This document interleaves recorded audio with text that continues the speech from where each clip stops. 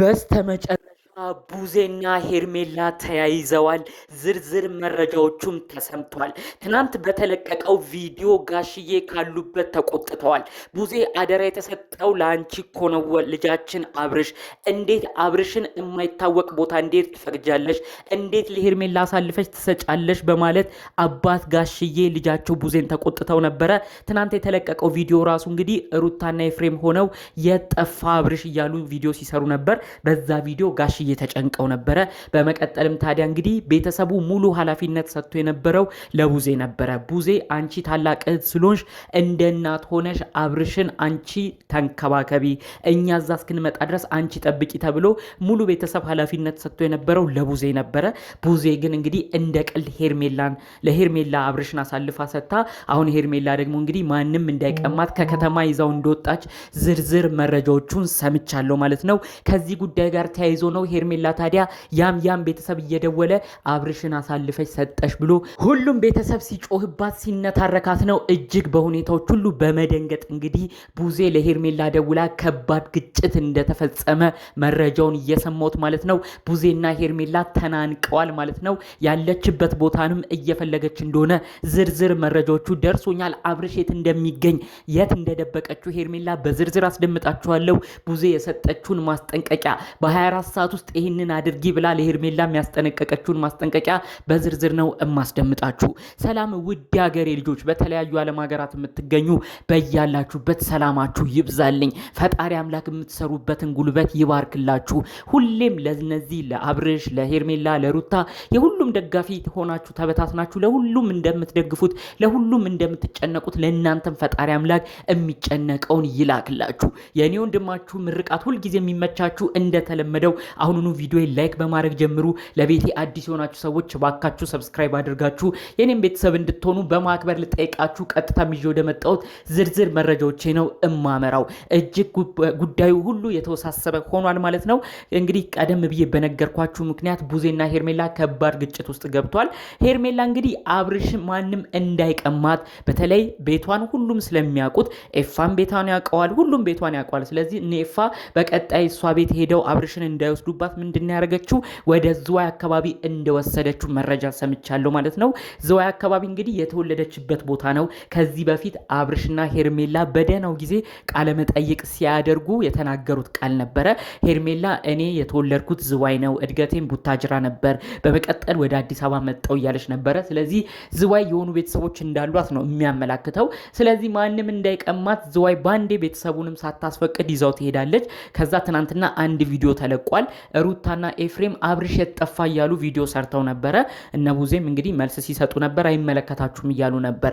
ያ ቪዲዮ ከተለቀቀ በኋላ ግን ጋሽዬ በጣም ነው የደነገጡት።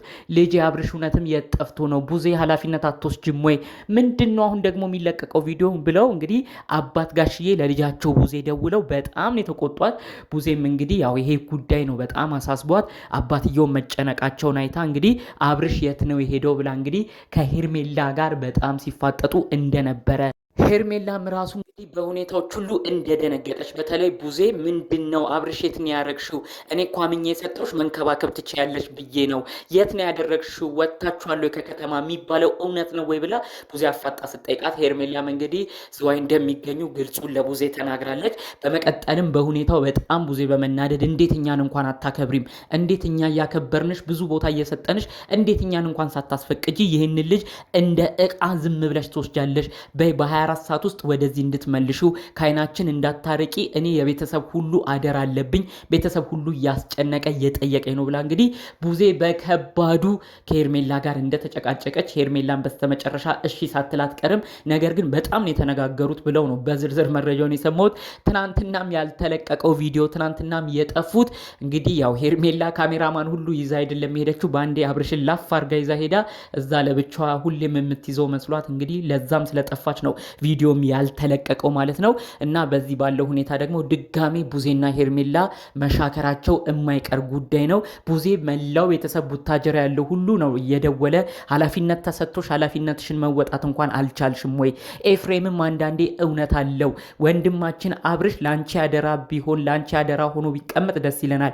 አንቺ ግን ጭራሽ አሳልፈሽ ለሌላ ሴት ነው ወይ የምትሰጩ ብሎ ኤፍሬም ራሱ አንዳንድ የሚናገረው ልክ ነው ብለው ነው ራሱ የኤፍሬምን ንግግር እየደገፉ ቡዜን ህዝቡ ቤተሰቡ ሁሉ ሲያብጠለጥላት ያመሸው። በዛም ምክንያት ነው እንግዲህ ቡዜ በመደናገጥ ኃላፊነቴን ለካ አልተወጣሁም ብላ ከሄርሜላ ጋር ግብ ግብ የፈጠሩት ማለት ነው። የሚገርመው ነገር ሄርሜላ ጋር እንዳለ እህትና ወንድሙ ድብና አድርገው ያውቃሉ። እነ ቡዜ ጠንቅቀው ነው የሚያውቁት። አብርሽ እዛው ይቀመጥ ፈታ ይበል ብለው ነው ሁሉ ከሄርሜላ ጋር ተስማምተው ዝም ብለው የተቀመጡት። የሚገርማችሁ ነገር ግን ሄርሜላ ደግሞ በድብቅ ያደረገችው ነገር ነው በጣም ያናደዳቸው።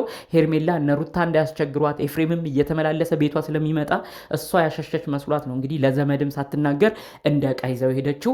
አብርሽ በጤናው ቢሆን አብርሽ ምንም ባይሆን ኖረው ማንም የትም ብትወስደው ማንም አይናገራትም። ነገር ግን እነ ቡዜም እውነት አላቸው። እባክሽ ሄርሜላ አንቺም እልህ እየተጋባሽ እሱን ወደ እጅሽ ያስገባሽ እየመሰለሽ ሌላ ስህተትን አትስሪ። እባክሽ እህቴ ቆም ብለሽ አስቢ። ሁሉም ነገር የሚሆነው በስርዓቱ ነው። ቤተሰቦቹ እያከበሩሽ ነው። በተለይ እህቱ ቡዜ፣ ወንድሙ ዴቭ፣ ትልልቅ ቤተሰቦቹ ላንቺ ቦታ እየሰጡሽ ነው። ላንቺ ቦታ የሚሰጡሽ በምታረጊው እንክብካቤ፣ በምትሰጩ ፍቅር፣ በምታሳዩ ጸባይ ነው። ነገር ግን የማይሆን እርምጃዎችን እየወሰድሽ ወደ አንቺ ያመጣሽ መስሎሽ የምትሄጂበት ርቀት፣ በተለይ ደግሞ ቤተሰብ ሳታማክሪ እነሱን በናቀ መልኩ እንደዚህ አይነት ነገር ስታደርጊ ሩታም እንዳታገኘው ብለሽ እነ ቡዜንም ሳታማክሪ ይሄ ልጅ ወደዛ መውሰድ ማለት እነሱ ጥርስ ውስጥ ትገቢያለሽ። እነሱን በመጥፎ ነው የሚያስቡሽ። እነሱን በድጋሜ እህት ወንድሞቹ ያዝኑብሻል። እባክሽ ሄርሜላ ብዙ ጊዜ በብልጠት በሰው አያያዝሽ ነው በብዙ ሰው የምትታወቂው። ከነሱ ጋር የሚያጋጭ ነገር አታድርጊ። ወንድሞቻቸውን አብርሽን አጥፍተሽ አታስጨንቂ። እለት በእለት በምትለቁት ቪዲዮ ቤተሰብ ይጨነቃል።